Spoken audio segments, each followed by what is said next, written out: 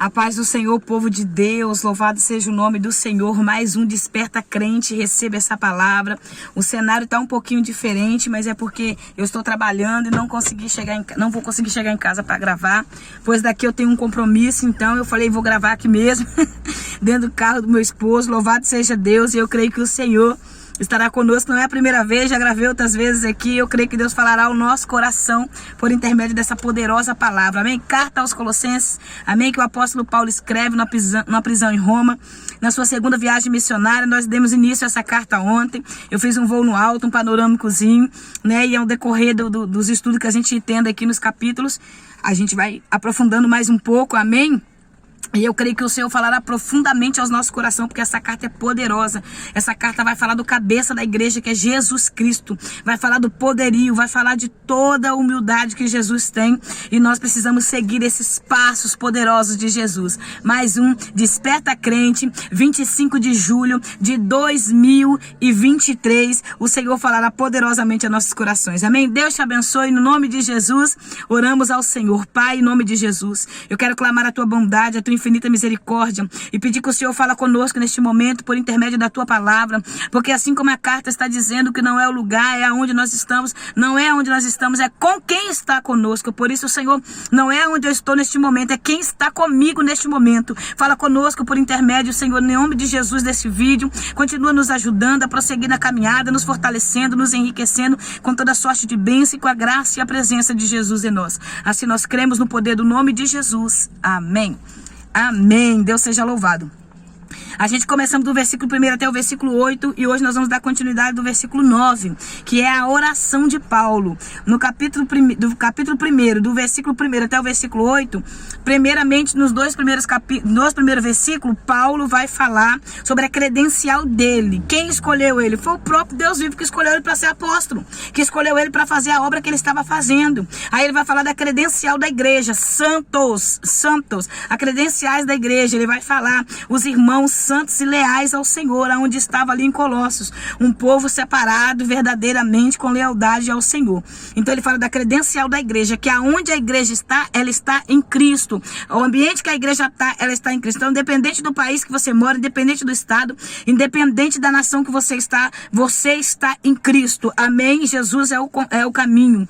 Então ele está dizendo que os crentes são selados pelo Espírito de Deus, amém? Há um selo chamado Espírito Santo, amigo, consolador, amém?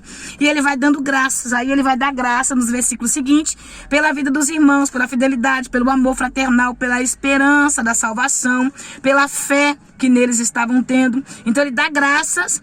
Observa uma coisa, Paulo não fundou essa igreja.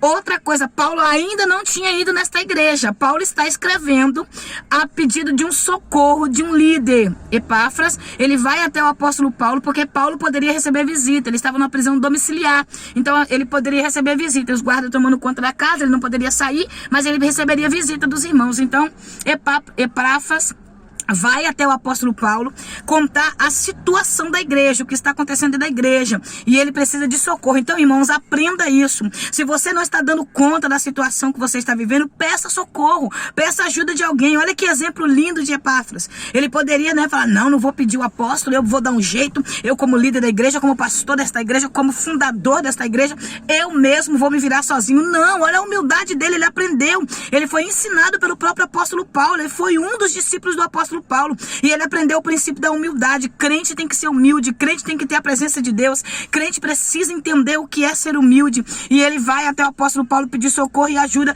pelas heresias que estavam entrando na igreja, pelos falsos líderes que estavam ali trazendo uma mistura, uma mistura mística, ritos religiosos para o povo, tentando tirar a credencial do sangue de Jesus Cristo, porque o sangue de Jesus comprou todos nós do pecado, amém? E o apóstolo Paulo vai falar o objetivo do evangelho, que é frutificar. O objetivo do evangelho é frutificar, é crescer. É crescer. É que eu venha para Jesus, conheça Jesus, seja libertado por ele e eu comece a dar frutos. Então ele fala que a igreja está dando fruto, amém? Fala também que eles estão seguindo o ensinamento do líder, o versículo 7, está sendo muito bem instruído pelo ensino de Epáfras.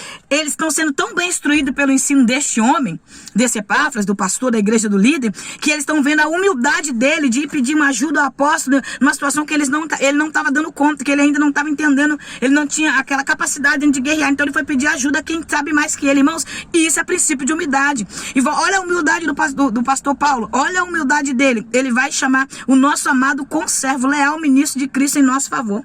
Ele vai também, né, mostrar a fidelidade dele ao favor desse líder desta igreja. Coisa linda, irmãos, a humildade deste homem, a humildade dele. Ele poderia se engrandecer, né? Eu sou pastor, eu sou apóstolo, eu fui chamado pelo próprio Deus. Não, a humildade dele de reconhecer e honrar os seus colegas de ministério. É isso que está faltando hoje, irmãos. O que falta hoje em 2023 é a gente aprender a honrar os colegas de ministério. É pregadores como eu, aprender a honrar pregadores que pregam também assim como a mim.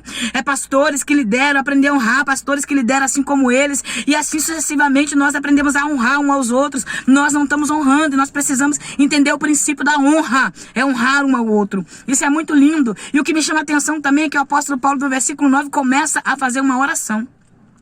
O versículo 9 ele diz: por esse motivo também nós, desde o momento em que soubemos desse fato, igualmente, olha só, igualmente não deixamos de orar por vós e de suplicar que sejam cheios do pleno conhecimento da verdade de Deus, com toda a sabedoria e entendimento espiritual. Sabe o que está acontecendo aqui?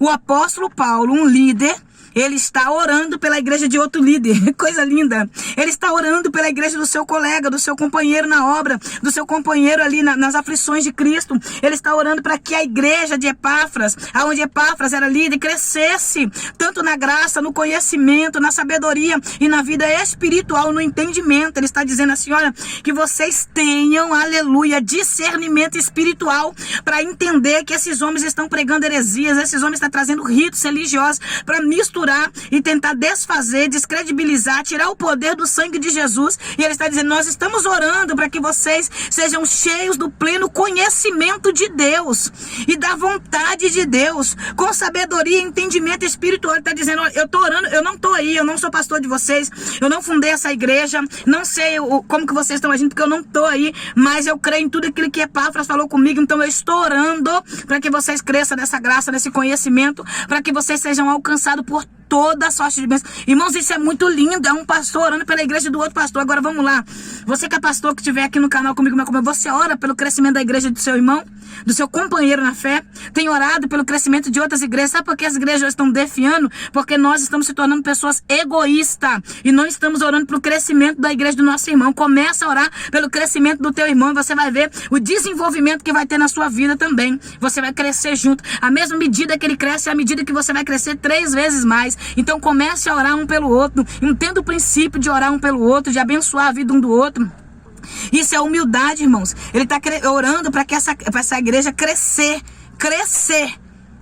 Aí ele quer que cresça, ó, cheios do conhecimento, ele quer que cresça cheios da vontade de Deus, ele quer que cresça cheio do entendimento espiritual. Aí eu vou continuar, versículo 10 diz assim: e tudo isso com o propósito de que possais viver de modo dignos do Senhor, agradando-lhe plenamente, frutificando em toda boa obra, crescendo no conhecimento de Deus. Novamente ele fala crescendo, ele quer ver o crescimento desta igreja. Irmãos, o que nós estamos fazendo para a gente ver o crescimento da igreja de Cristo?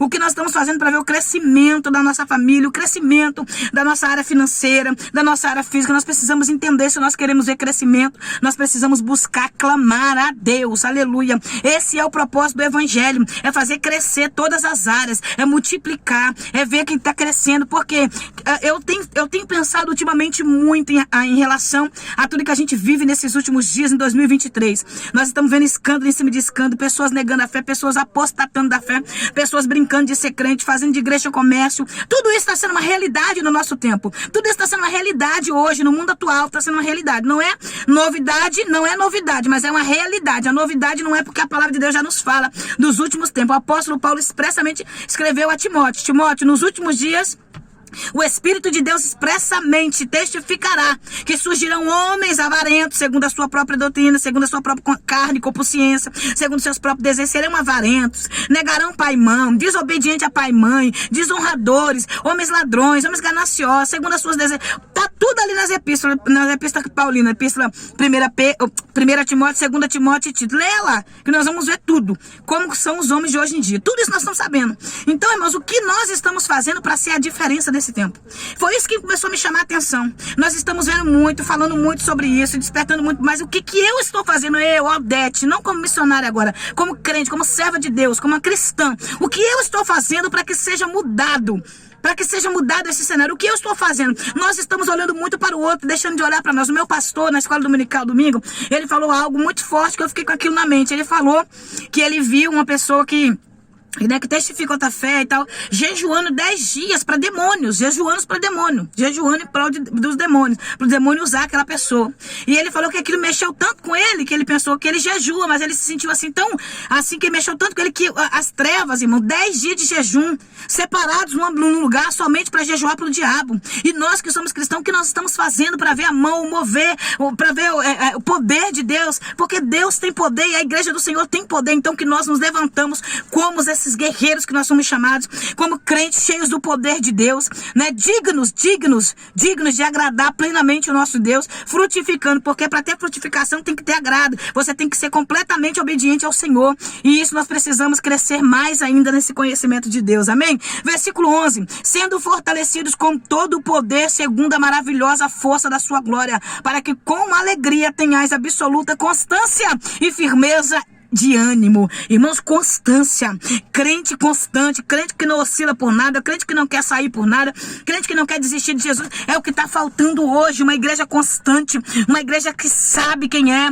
uma igreja determinada a permanecer, uma igreja determinada a chegar ao céu. Nós temos o objetivo, sendo fortalecidos com todo o poder. Jesus deu poder à sua igreja, Jesus deu poder à sua noiva. Não desista, busque por esse poder que só o Senhor libera a tua igreja. Poder espiritual, dons espirituais, poder de Deus para permanecer firme.